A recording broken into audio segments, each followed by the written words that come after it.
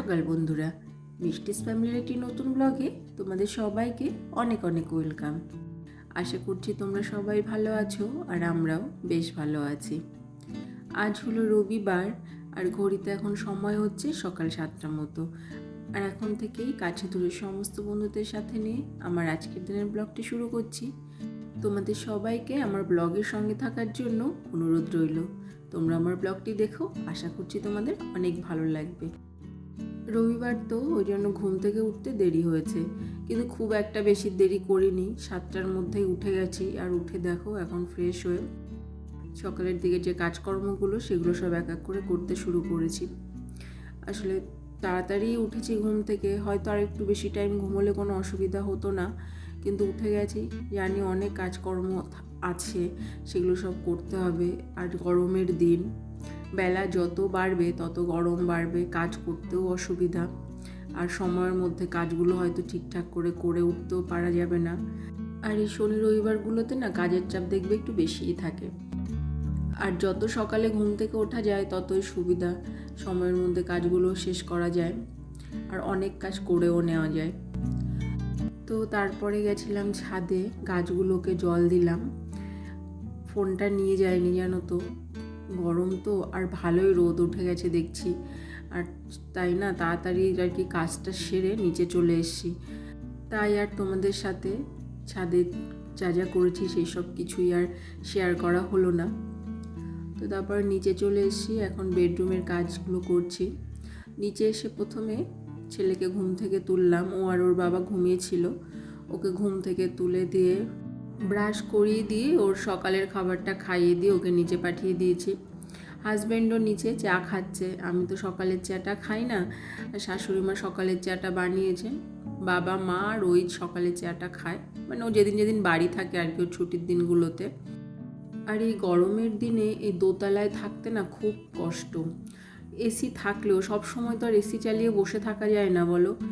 দোতলার ঘরগুলো এত গরম হয়, সেই তুলনায় দেখবে নিচতলায় যে ঘরগুলো আছে খুব ঠান্ডা। ওই জন্য নিচে বেশি টাইম কাটাই আর কি এই সময়টা। আমার তো রান্নাঘরেই কেটে যায়, কিন্তু ছেলে আর হাজব্যান্ড ওরাও না কি করে, মানে যেদিন যেদিন হাজব্যান্ড বাড়িতে থাকে বা ছেলের স্কুল ছুটি, ওরা ওই যে নিচে গেছে আর হয়তো দুপুরেও স্নান টান করার সময় আসবে, বেশিরভাগ টাইমটা নিচতলাটাই থাকে।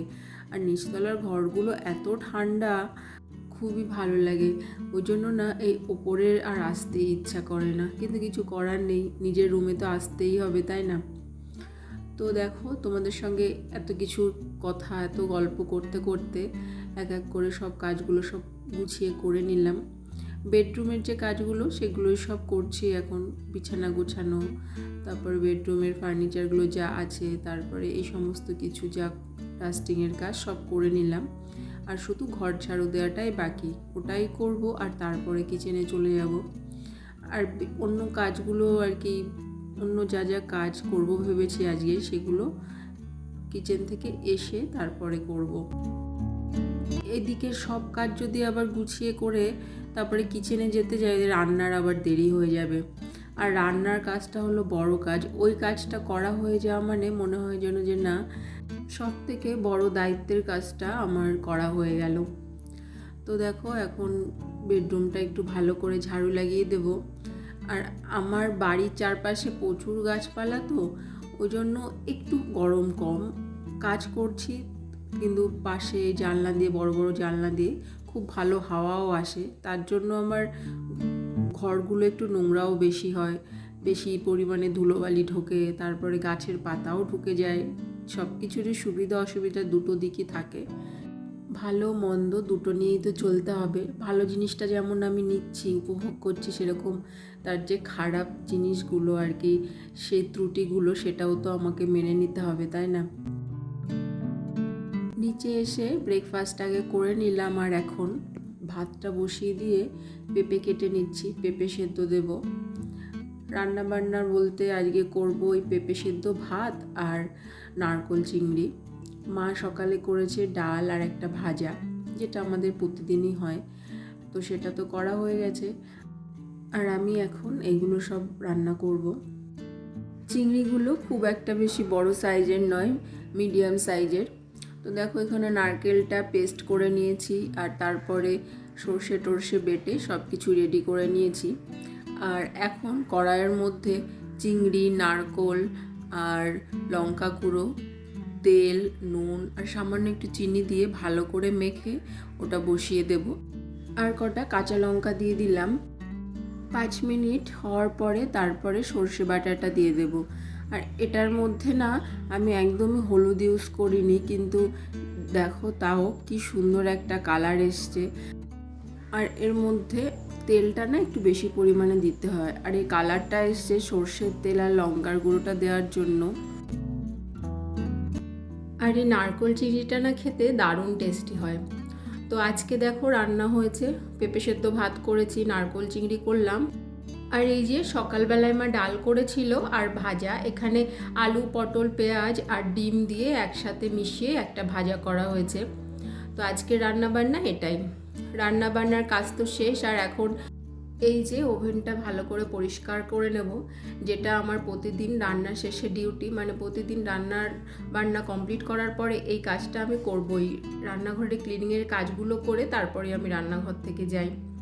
আর এখন একটু এটা করার পরে ছেলের জন্য না একটু মৌসম্বি জুস বানিয়ে নেব। রান্নাঘরে একবার ঢুকলে না অনেকটা টাইমই লেগে যায়, মানে রান্নার কাজ, তারপরে এই যে সমস্ত কাজ থাকে সেইগুলো সব করেই তারপরে রান্নাঘর থেকে বের হই। ওপরে চলে এসেছি, ছেলেকে জুস খাইয়ে দেওয়ার পরে স্নানটা করিয়ে দিলাম। আর দেখো ও সেই সকালে আমি রান্নাঘরে যাওয়ার আগে আমাকে পেয়েছিল, তারপরে আর আমি না ওকে একটু সময় দিতে পারিনি বলে এখন আমার কাছে থাকতে চাইছে। কিন্তু আমার তো ওকে নিয়ে বসে থাকলে হবে না, অনেক কাজই বাকি আছে। সকালের দিকে তো শুধু বেডরুমের কাজগুলো করে তারপরে চলে গেছিলাম রান্নাঘরে। আসলে বেলা বেশি বাড়ার আগেই না আমি রান্নাঘরের কাজগুলো করে চলে আসতে চাইছিলাম, তাই এই সব কাজ কিছুই করিনি। আর এখন ছেলেকে স্নান করিয়ে দিয়ে এই বেডটা ঠিকঠাক করে নিলাম। আর এই দিকের ঘরগুলো না কিছুই ঝাড়ু দেওয়া হয়নি আজকে একটু রুটিনটা এলোমেলো হয়ে গেছে। ছেলের স্কুল থাকলে যেমন এইসব কাজ সব কমপ্লিট করে তারপরে রান্নাঘরে যাই, কেননা ছেলেকে স্কুল থেকে আনতে যেতে হয়। কিন্তু আজ যেহেতু বাড়িতে আছি সেই জন্য রুটিনটা একটু এলোমেলো হয়ে গেছে। সব দিক সামলে ম্যানেজ করে কাজ করতে গেলে না একটু তো এদিক ওদিক হয় মাঝে মধ্যে, তাই না? তো আজকে না আমি ভেবেছি যে এই যে দেখো প্রত্যেকটা ঘরের যে দরজাগুলো ওগুলো একটু পরিষ্কার করব। এসব দিকে তো খুব একটা নজর দেওয়া হয় না। ঘরের অন্য জিনিস যেমন বেশিরভাগ টাইম ক্লিন করা হচ্ছে, ডাস্টিংয়ের কাজ করা হচ্ছে, কিন্তু এই সমস্ত দরজাগুলো না খুব বেশি ক্লিন করা হয় না, হয়তো মাসের মধ্যে একবার কি দুবার এরকম। তাই এটা অনেক দিন এগুলো করা হয়নি, তাই আজকে প্রত্যেকটা ঘরের দরজাগুলো একটু ভালো করে পরিষ্কার করে দিচ্ছি। ঘর বাড়ি পরিষ্কার পরিচ্ছন্ন রাখতে গেলে একটা সাজানো গোছানো সংসার আর কি যদি পেতে চাই, তার জন্য না আমার সব দিকে সমানভাবে খেয়াল রেখে চলতে হবে। একটা দিক করব আর একটা দিক করব না, তাহলে তো হবে না বলো।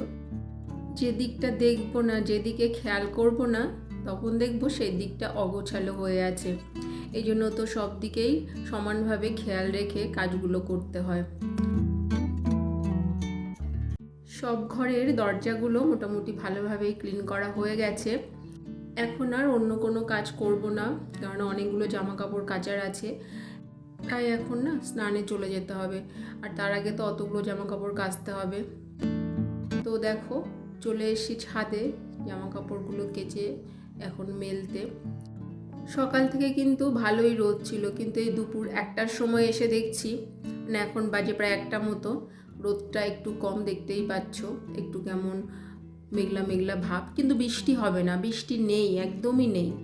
কিছুদিন আগে বৃষ্টি হয়েছিল, কিন্তু আবার যা তাই, এরকম মেঘলা ভাব হচ্ছে কিন্তু বৃষ্টি হচ্ছে না। আর যা গরম সেটা বলার মতো না। একটু স্কিন কেয়ার করে তারপরে চলে এসেছি ঠাকুর ঘরে, এখন পুজোটা করে নেব। ঠাকুর ঘরে এসে মনটা যেন একদম শান্ত হয়ে যায়। সকাল থেকে এত কাজের মধ্যে দিয়ে যায়, আর তারপরে স্নান সেরে যখন ঠাকুর ঘরে আসি, সারাদিনের ক্লান্তি দূর হয়ে যায়। দুপুরে খাওয়ার পরে ছেলেকে ঘুম পাড়াতে কিছুক্ষণ ঘুমিয়ে পড়েছিলাম। তো ওর বাবারও এখনও ঘুমোচ্ছে, কিন্তু আমি উঠে গেছি। আমি তো বেশি টাইম ঘুমোই না, ওই 40-45 মিনিট মতো। ওইটুকু ঘুমই না যথেষ্ট, জানো তো, শরীরটাকে ফ্রেশ রাখার জন্য, এনার্জেটিক রাখার জন্য। তো তারপরে কিছু জামা কাপড় ছিল যেগুলো আজকে ওই দুপুরে রোদে দিয়েছিলাম আর কি কেচে, তা সেগুলো ছাদ থেকে এনে ভাঁজ করে যে জামা কাপড়গুলো যেখানে থাকে সে জায়গায় আবার সুন্দর করে গুছিয়ে রেখে দিলাম। সন্ধ্যা হতে এখন অনেকটা সময় বাকি আছে, আর এই টাইমটা না আমার অন্য কোনো কাজের তাড়া থাকে না, আমার ফ্রি টাইম বলতে পারো এই সময়টা। তো এই টাইমটায় না আমি আমার এক্সট্রা যে কাজগুলো করার সেগুলোই করি।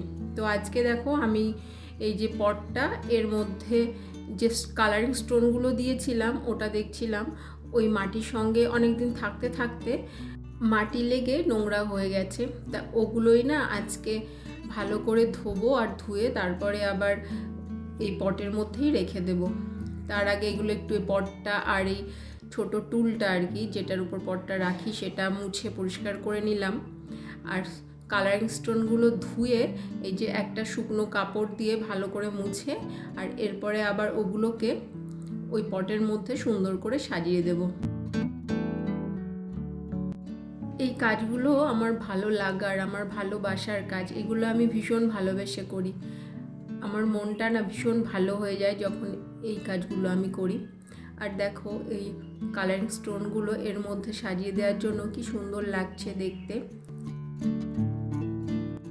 আমার বারান্দায় যে মানি প্ল্যান্টটা আছে, দেখছিলাম যে ওখান থেকে না কতগুলো আর কি মানি প্ল্যান্টের গাছের কতগুলো ডাল মতো বেরিয়েছে, তার সেগুলো না বড় হয়েছে অনেকটা। তা সেখান থেকে না মানি প্ল্যান্টের একটা কেটে নিয়ে এসে আমি আমার ঘরে রাখবো। তার জন্য রাখার মতো কিছু ছিল না, তাই একটা কাচের গ্লাসের মধ্যে জল দিয়ে আর কালারিং স্টোনগুলো দিয়ে সেটাতেই রাখলাম।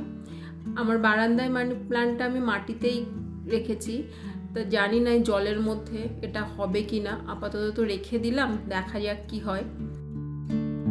তো আজকের মতো আমার ভিডিওটা আমি তোমাদের সঙ্গে পর্যন্ত শেয়ার করলাম। দেখা হচ্ছে নেক্সট ব্লগে একটা নতুন দিনের সাথে। আশা রাখছি তোমাদের আমার ভিডিও ভালো লেগেছে, আর যদি ভালো লাগে তোমরা সবাই আমার পাশে থেকো। তোমরা ভালো থেকো, সুস্থ থেকো।